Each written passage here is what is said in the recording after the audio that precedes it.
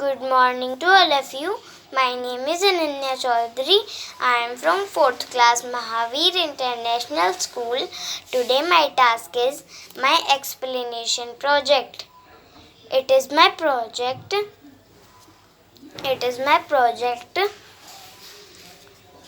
I used time to make it 20 to 15 minutes.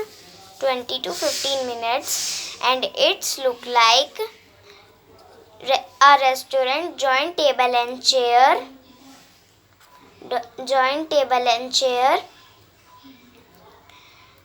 It is